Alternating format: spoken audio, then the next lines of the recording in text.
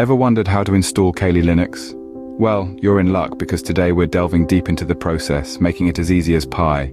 So buckle up and get ready for a whirlwind tour of the steps involved in installing Kali Linux. First things first, ensure that you have a blank DVD or a USB stick with a minimum capacity of 8 GB for the Kali Linux ISO. Oh, and don't forget to back up all essential data. You wouldn't want to lose any important files in the process, would you? Next, head over to the official Kali Linux downloads page. Here, you'll find different versions of Kali Linux. Choose the one that suits your needs. For most users, the Kali Linux 64-bit version is the recommended choice.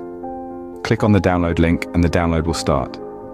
This could take a while depending on your internet speed, so patience is key. Now, while the ISO file is downloading, it's time to prepare the USB stick or DVD. For this, you'll need a software called Rufus. It's a free and open-source portable application for Microsoft Windows that can be used to format and create bootable USB flash drives or live USBs. Download and install Rufus from its official website. Once the Kali Linux ISO file is downloaded and Rufus is installed, launch Rufus. In the Rufus interface, select your USB drive in the device drop-down. Then under Boot Selection, click on Select and browse to the location where you saved the Kali Linux ISO file. Select the file and click Open. Under Partition Scheme, choose MBR if your system uses BIOS. If it uses UEFI, choose GPT.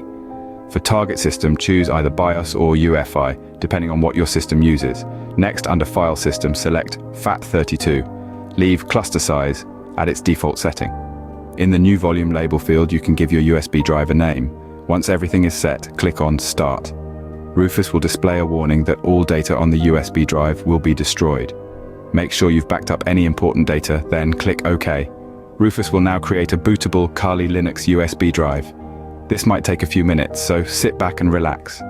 Once Rufus says ready, you can close Rufus. Congratulations! You've successfully created a bootable Kali Linux USB drive.